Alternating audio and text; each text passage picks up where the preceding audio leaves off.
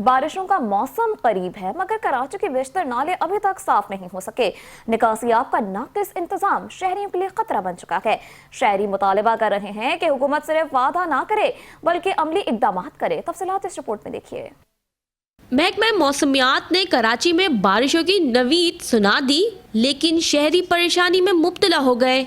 शहर के बेशतर नालों की सफाई ताहाल मुमकिन ना हो सकी। गंदगी और रुकावटों के बाइस शहरियों को मुश्किलात का सामना करना पड़ रहा है। नालों में कचरे के अंबार और निकासे आब का नाकिस निजाम खतरे की घंटी बजा रहा है। अवाम दुहाई दे के थक गई। नाले बंद कर दिए हैं, जो छोटे नाले नदी से टच हो रहे हैं वो सारे बंद कर दिए इन्होंने।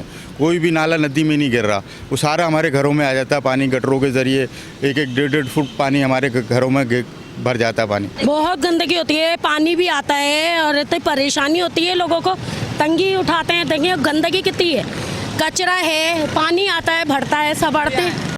शहरियों का कहना है कि हर साल सफाई सुथराई के वादे तो होते हैं, मगर अमली इकदाम नजर नहीं आते।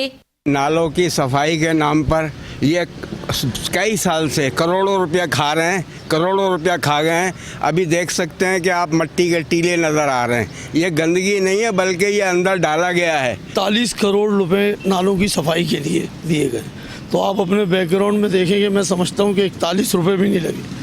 तो कम से कम सिंध गवर्नमेंट को ये देखना चाहिए कि इतना महंगा प्रोजेक्ट बना के ये जब तैयार हो गया, इसमें कम से कम थोड़े से एरिया के अंदर ना 400-500 डंपर कचरा पड़ा हुआ है। अगर नालों की बर वक्त सफाई ना की गई तो बारिशें एक बार फिर रहमत के बजाय ज़हमत बन सकती हैं।